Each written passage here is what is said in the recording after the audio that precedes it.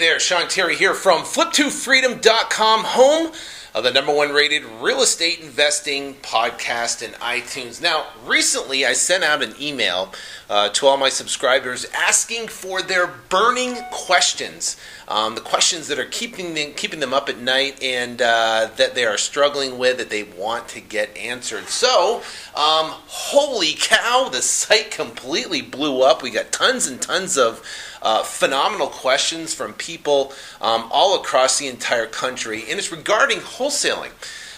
If you know what wholesaling is where you find a distressed seller and get the property under contract, motivated seller under contract, and then you now find a buyer, a cash buyer that's going to use private money or hard money, and then you get two contracts. You have a contract with a seller for, say, 50, a contract with a buyer for, say, 60. You bring both the contracts to a title company. You instruct them to do an assignment or a double escrow, and what happens is the buyer is going to wire in 60 grand, of which 10 grand goes to you and 50 grand goes to the seller. Now, he's excited because he didn't have to fix it up. He didn't have to wait on the market for a long time. He didn't have to pay a real estate commissions. Maybe he didn't want to do that. He wanted to find time and the amount of cash he's going to get without having to do anything to the property. The buyer's happy because he got a property below market, and of course you're happy because you've made $10,000. Now, you can learn how to do this over and over and over and over again, and you can make an absolute fortune. And I've been doing it since 2003. Run a successful business here. We flip 15 to 20 houses a month here in Phoenix, and it's I can tell you it's an absolute blast. I love it. It's awesome.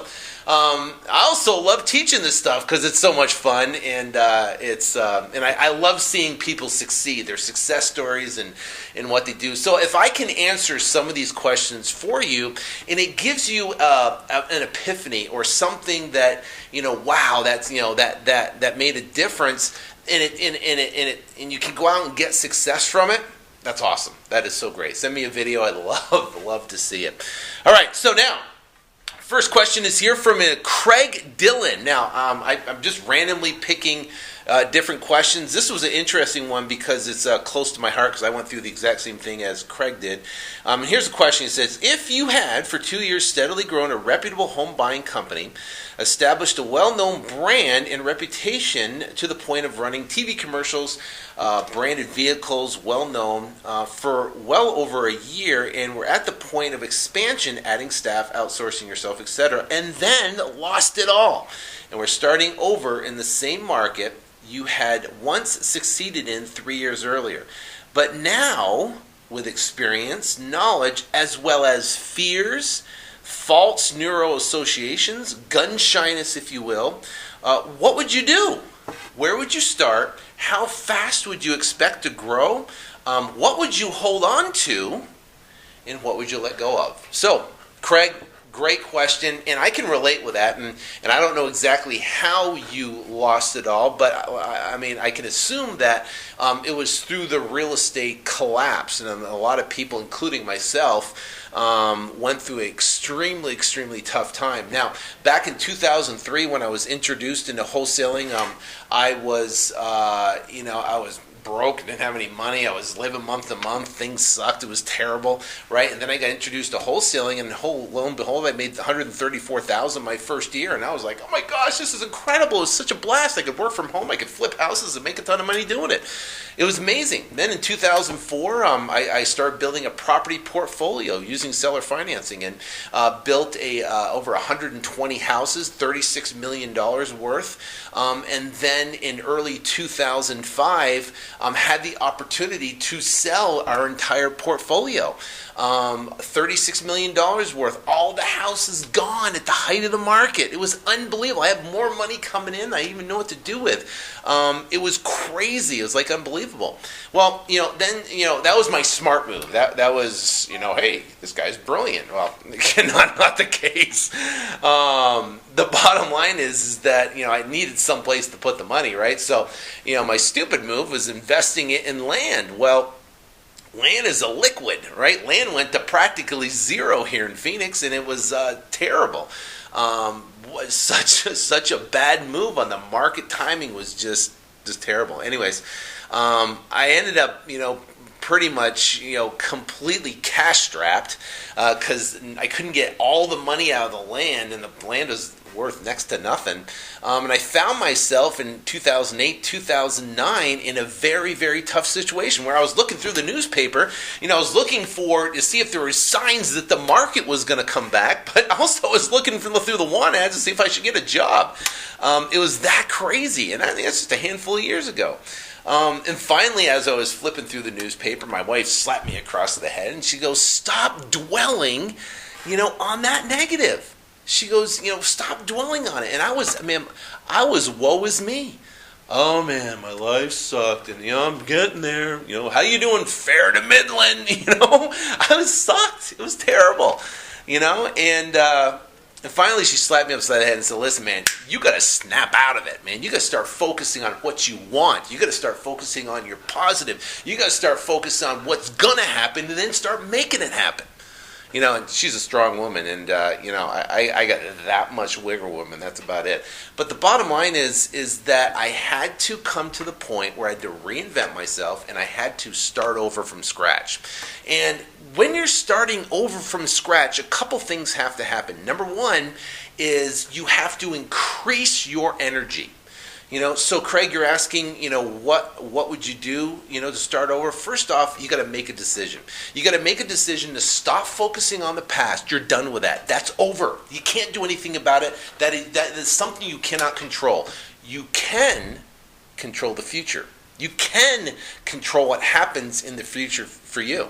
So if you stop focusing on that, make a decision that, I'm going to make it happen. I'm going to get mad. You got to get the eye of the tiger. You're going to get bent out of shape and say, I'm going to make this happen, right? I'm going to turn around and I'm going to find sellers. I'm going to turn around and I'm going to find buyers. I'm going to turn around and I'm going to sell these properties. I'm going to make a profit, and I'm going to turn around and I'm going to make a fortune doing it, right? And if you make a decision, guess what? Things start lining up in amazing ways. But when it comes to that, you have to increase your energy. You can't sleep until 8 o'clock. You got to get up at 4 or 5 o'clock in the morning. I don't care what time it is. Get up because you get more stuff done.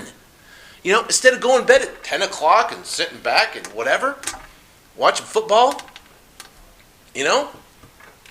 I get more stuff done between 9 and 2 o'clock in the morning. It's one of my most productive times. Now, here's the deal. I can't do it every single night or my wife's going to kick me out of the house. But the bottom line is, guess what? You can get a lot done during that time. All the kids are in bed, the place is quiet, and guess what? You can focus on building your business, okay? Your marketing campaigns, what you're going to focus on, writing ad, whatever it might be, So it's going to take an increased energy. It's going to take a decision, right, that you're going to make it happen no matter what, okay? So where would I start? You know what? When I started and I made that decision from that point, I put the newspaper away. I said, I'm done, reading the newspaper. I'm done watching the news. I'm just going to put the blinders on like a horse, and I'm going to focus all my energy on going out and becoming successful. I didn't care about, I didn't want to hear anything was going on. Just want to focus. That was it. So what I did is I bought, because I didn't have a bunch of money for marketing, I was struggling, like I told you. So what happened was I bought a yellow pad of paper, and I started handwriting yellow letters. Not thousands, 25 here, 25, 50, then 70, then 60, then 50, and, I'd sit there, at the kitchen table whenever I'd be writing letters out. And I made a commitment, I'm going to get these letters out. What happens is calls started to come in. Those calls are opportunities. And when you have an opportunity to find a potential distressed seller, right, then you have the opportunity to get that property under contract and then turn around and sell it to a buyer and make a profit. And that profit, if then you take that profit and you reinvest it back in the marketing. Now, you said something that you were gun shy. Well, you might have a little gun shy of reinvesting back in the marketing. Well, let's say you make $10,000, reinvest $1,500 back in the marketing. Some people are like, I'm going to hang on to that $1,500 because holy cow. Listen, you got to reinvest back in the marketing. If you want to scale this sucker big, right, you've got to reinvest back in the marketing. And yes, it's scary, but the only reason you're gun shy is because you're afraid you're focusing on the past. If you focus on the future and say, listen, I'm going to spend $100,000 a month on marketing, I'm going to be in multiple different markets, then the measly $1,500 you're spending today is just a stepping stone to get you there. Okay? Now, I'm not saying you hire people to do this all from the start. No, you scale into it. You do $1,500, so then you go out and make $15,000. Then you maybe go out and make $20,000. Now you got $3,000 to invest. Holy cow! Now you get $3,000 to reinvest back in the marketing. You're playing with the house's money, right? So you reinvest back in the marketing, and boom, you go out and make it happen. Okay? Now you got leads, more leads coming in. You got people talking. Here's the biggest problem I see with people in this business, right, that want to get started in this business. It's almost like, here's the deal. It's like you're digging for gold, okay? We're going to go out and we're going to go dig for gold. You and I, we're going to be partners, Craig. We're going to go dig for gold. Now, what happens is most people, they go out and they go get the shovel and they get the gloves and they get the goggles and they get the seismic reading thing to determine where in a part of the dirt that we're going to best place, turn around and dig, right? And then they do test samples of the dirt just to make sure this is the right place where the gold's going to be. I don't know, But then they turn around and they have, say, we'll get this glove, and then let's get backup gloves. Let's get backup shovels right here. Let's start talking to everybody about what we're going to do. We're going to dig some gold. Hey, we're digging some gold today. You know what? So we turn around. We take 2 shovels, right? A little tiny scoop. Hey, you know what? Let's go to the bar. Let's go sit down and talk about how we're digging. You want to do good in this business? You want to crank it out? Get the shovel out, forget all the other stuff, and start digging until you are sweaty, until your palms are bleeding with blisters. Okay? That's what it's going to take. Want to go out and become successful? You can't be lackadaisical. You can't just, get all your ducks in a row, get everything lined up, shoot the ducks, right? Turn around, let's make it happen. There's an opportunity. There is gold down there. Same in the real estate. There are motivated sellers, I don't care what market you're in, and they want to sell, and they want to sell to you. Okay? So the bottom line is this, is that we've got to grow it. What to expect on growth? How fast you can reinvest back in the marketing will determine how fast you can grow. That's the bottom line. Okay, what else do you say? What would you hold on to? What would you let go of? Listen, you hold on to your knowledge. You know how to talk to sellers. You know how to talk to buyers. And get rid of the baggage. As if it's never even happened. Focus on what you want. Focus on where you're going. And put your head down and work your butt off until you get it. Because this business isn't easy. Okay? Anyone that's going to tell you, oh my goodness, it's going to be easy, and you're going to get rich overnight, it's incredible. It's not easy. It takes time, it takes energy, it takes effort, right? But it's worth it. And here's the deal. What's the great thing about it? All these people that asked all these questions, you have the talent. You have the ability, right? I don't have a college education. I used to be a U.S. Marine. I'm not the smartest guy at all, right? But you know what? I'm going to dig gold like it's going at it tomorrow. I'm going to take backhoes. I'm going to take shovels. I'm going to hire all my friends and relatives, and we're going to dig gold until we pull it all out of the ground. That's going to be your attitude. See the difference? Well, I'm going to try it and see if it works. No, that doesn't work.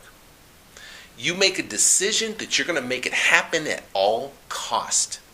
And then increase that energy level. And here's the thing, is that,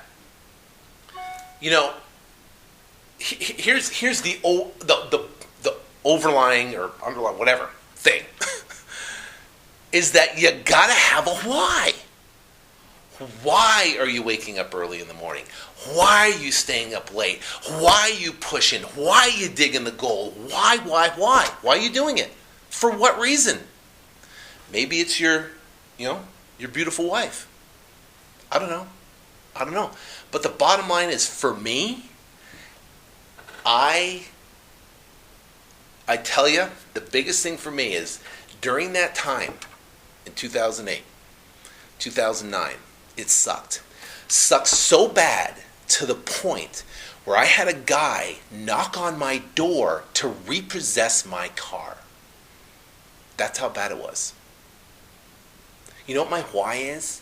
To be so far away from that it will never happen to me, never happen to my wife or my kids, ever have to experience that, ever. That's my why. And I don't care if I have to work 24/7. It doesn't matter. Right? Right? Because, you know what? Why not? What else am I going to do? Hey, I love this business. It's a blast. We have so much fun. The opportunity is now. The market is prime right now. Not tomorrow, not the next day. And while everybody's lining up all their shovels and they're thinking about it and discuss it, you're going to be digging for gold, and you're going to find it. So here's the deal. Now's the time to make it happen. You have what it takes. I know you do. You know why? Because I can do it. You know what? And I'm like I said, I'm not a rocket scientist at all, not even close. It just takes a little bit of action, attention, and motivation, and a why to make it happen. But I know you can do it. So here's the deal. If you're brand new watching this, go to flip2freedom.com, flip2freedom.com, download my book for free. It's a 129-page book. People had to tell me that they spent well over $1,000 for the same information I give away for free. And go there, download it now, read the book, listen to the podcast. They're all free. And also I did a presentation where I show how these 4 brand new newbies went out and made incredible success. I showed what they have done and their success and how they've done it. Go to flip2freedom.com and you'll see on the front page where you can register for the webinar. But I'm telling you, now's the time. There's no time to mess around. There's no time to think about what happened in the past. Now's the time to make a decision. Now's the time to find that burning why, get the eye of the tiger, and now's the time to make it happen. And when you do, Craig, I want you to send me your video. Until then, take care, and God bless.